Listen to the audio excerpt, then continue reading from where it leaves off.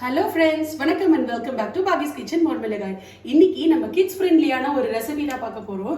இந்த Emmy paneer sandwich ரொம்ப simple. அது எப்படி பண்ணலாம், அதுக்கு என்னென்ன இன்கிரிடியன்ட்ஸ் தேவைன்னு பார்க்கலாம். வாங்க வீடியோக்குள்ள போலாம். சாண்ட்விச்க்கு பனீர் வந்து ஒரு 100 கிராம்ஸ் வந்து கிரம்பிள் பண்ணி எடுத்து வச்சிருக்கேன். ஒரு கேப்சிகம் பொடியா கட் பண்ணது, 2 ஆனியன் பொடியா கட் பண்ணது, கொஞ்சமா கேரட், அதுக்கப்புறம் ஒரு கை கொத்தமல்லி பொடியா கட் பண்ணது. இது வந்து கிட்ஸு கொடுக்கறதுனால நான் வந்து கேரட் சேர்த்துருக்கேன். நீங்கள் வேணும்னா வேறு ஏதாவது வெஜிடபிள்ஸ் கூட பொடியை கட் பண்ணி இந்த சாண்ட்விச்சில் சேர்த்துக்கலாம். அப்புறம் நான் வந்து மல்டிகிரெயின் பிரெட் வித் சீட்ஸ் எடுத்து வச்சுருக்கேன். அதை தவிர வந்து சீஸ் கொஞ்சம் எடுத்து வச்சுருக்கேன். மொசரெல்லா, செடார் இல்லை மிக்ஸ்ட் எது வேணால் எடுத்துக்கலாம். தரணும். அப்புறம் சால்ட், மஞ்சப்பொடி, ரோஸ்டட் ஜீரா பவுடர், காரப்பொடி வச்சுருக்கேன். நீங்கள் வேணும் அப்படின்னா இஞ்சி பூண்டு பேஸ்ட்டு, கரம் மசாலா அதெல்லாமும் சேர்த்துக்கலாம். இப்போ ஃபர்ஸ்ட் இது எப்படி பண்ணலான்னு பார்க்கலாம். இப்போது அடுப்பில் ஒரு பேன் ஹீட் பண்ணிக்கிறேன். அந்த பேனில் நான் வந்து 1 டீஸ்பூன்லேருந்து 1.5 டீஸ்பூன் அளவுக்கு ஆலிவ் ஆயில் சேர்த்துக்கிறேன். நீங்கள் எந்த எண்ணெய் வேணாலும் சேர்த்துக்கலாம். இப்போ எண்ணெய் சூடாகட்டும். இந்த ஸ்டேஜ்லேயே உங்களுக்கு பூண்டு வேணா கூட நீங்கள் பொடியாக கட் பண்ணி சேர்த்துக்கலாம். நான் நீங்கள் அதெல்லாம் சேர்க்க போகிறது இல்லை, ஒரு சிம்பிள் சாண்ட்விச் தான் பண்ணுறேன். ஹெல்தி குழந்தைங்களுக்கு ஏன்னா நம்ம மல்டிகிரெயின் பிரெட் கொடுக்குறோம், அதே மாதிரி வந்து வெஜிடபிள் சேர்த்து கொடுக்கறதுனால இது ரொம்ப ரொம்ப ஹெல்தி. கால்சியம் அண்ட் ப்ரோட்டீனுக்கு நம்ம வந்து பனீரும் சேர்த்துருக்கோம்.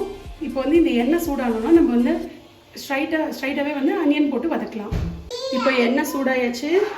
இதில் நான் வந்து கட் பண்ணி எடுத்து வச்சுருக்கிற ஒரு வெங்காயம், ஒரு டூ ஸ்மால் ஆனியன்ஸ், மீடியம் சைஸாக இருந்தால் இல்லை பிக் சைஸாக இருந்தால் ஒரு ஆனியனே போகிறோம். இது வந்து நல்லா ஃபில்லிங்காக இருக்கும் இந்த சாண்ட்விச். ஸ்கூலுக்கு போகிற பசங்களுக்கு கூட நீங்கள் செஞ்சு கொடுக்கலாம். நம்ம பெரியவங்களும் சாப்பிட்லாம். நாங்கள் பெரியவங்களுக்கும் சேர்த்து தான் பண்ணுறேன். காரம் வந்து நம்ம வந்து அதுக்கேற்ற மாதிரி அட்ஜஸ்ட் பண்ணிக்கலாம். இப்போ பார்த்தீங்க அப்படின்னா நான் வந்து இதை ஃபேராக்கு பண்ணிவிட்டு அதுக்கப்புறம் எங்களுக்கு வந்து இதில் இன்னும் கொஞ்சம் வந்து சாண்ட்விட்சை பண்ணும்போது கொஞ்சம் சில்லிஸ் கட் பண்ணி போட்டேன்.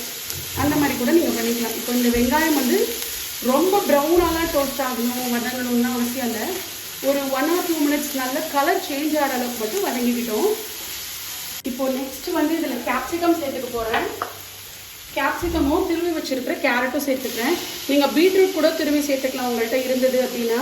அதே மாதிரி ஸ்வீட் கார்ன் சேர்த்துக்கலாம்.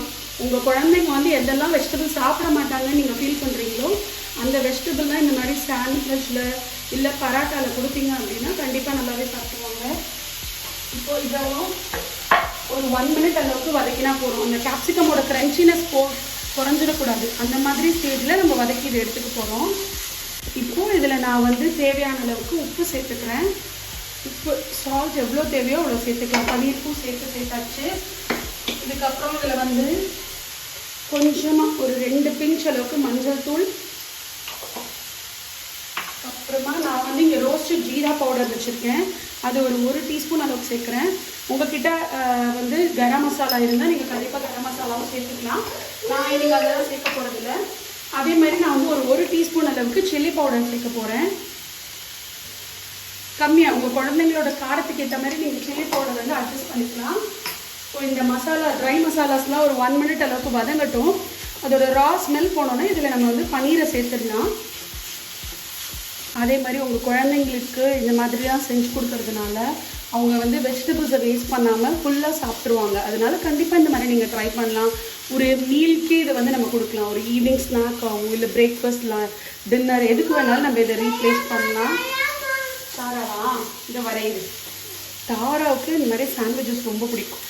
உங்கள் கிட்ஸ்க்கு என்ன மாதிரி ஃபுட் பிடிக்கும் அப்படிங்கிறத வந்து கீழே கமெண்ட் செக்ஷனில் மென்ஷன் பண்ண மறந்துடாதீங்க. இப்போது இந்த மசாலாஸ்லாமும் வதங்கியாச்சு. இப்போ இதில் வந்து நான் வச்சுருக்கிற பன்னீர், கிரம்பிள் பண்ணி வச்சுருக்கிற பன்னீரை சேர்த்துக்கிறேன்.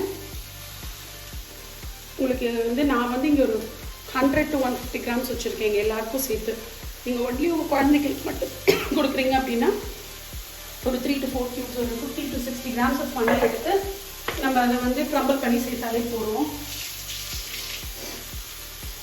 கீ சேர்த்து நான் இப்போ வந்து சாண்ட்விச் பண்ண போகிறேன். சாண்ட்விச் பண்ணுறதுக்கு அதை டோஸ்ட் பண்ணுறதுக்கு வெண்ணெயோ இல்லாட்டி நெய்யோ சேர்த்துக்கலாம். நான் வந்து நெய் தான் சேர்த்து போகிறேன்.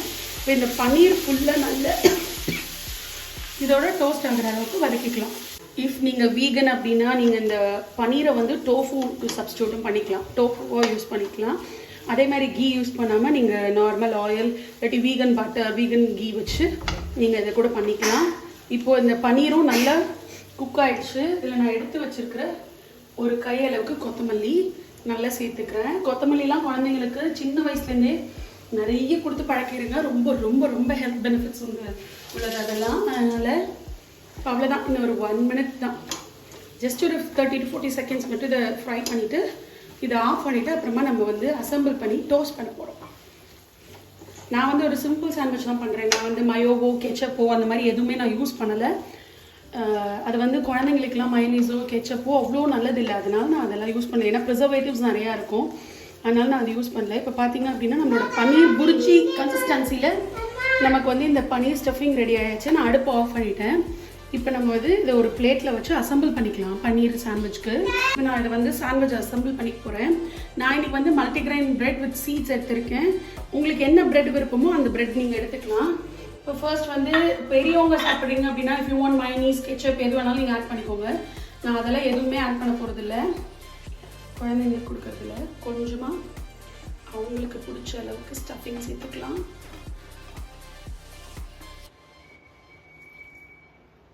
ஒரு சாண்ட்விச் சாப்பிட்டாலே போதும். குழந்தைங்கள்லாம் ஹாஃப் சாண்ட்விச் தான், பெரியவங்களே ஒன்று தான் சாப்பிடும். கொஞ்சமாக ஸ்டஃபிங் உள்ள வச்சுட்டு இப்போ நான் இது மேலே வந்து கொஞ்சமாக சீஸ் சேர்க்க போகிறேன்.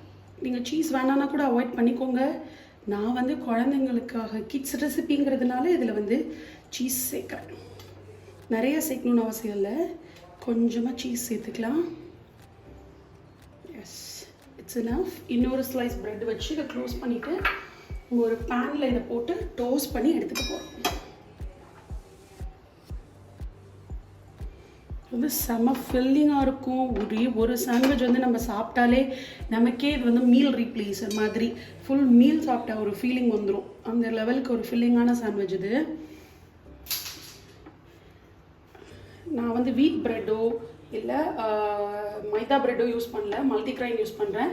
உங்கள் விருப்பம். நீங்கள் வந்து என்ன ப்ரெட் உங்களுக்கு அவைலபிளாக இருக்கோ, என்ன பிடிக்குமோ அதை யூஸ் பண்ணிக்கோங்க. நான் இப்போ ஒரு க்ரில் பேனில் கொஞ்சமாக கீ சேர்த்துருக்கேன். இப்போ இந்த சாண்ட்விச் அதில் சேர்த்துக்க போகிறேன்.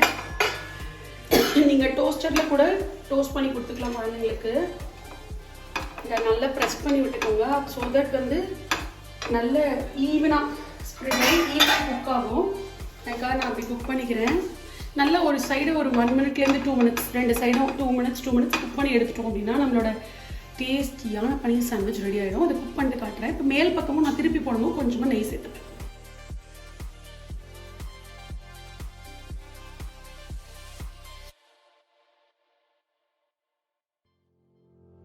அவ்வளோதான், நம்மளோட sandwich ready.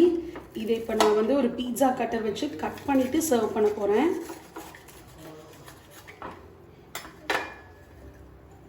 Yummy, delicious cheese paneer sandwich ready ஆயாச்சு. நீங்களும் கண்டிப்பாக உங்கள் வீட்டில் ட்ரை பண்ணி பாருங்கள்.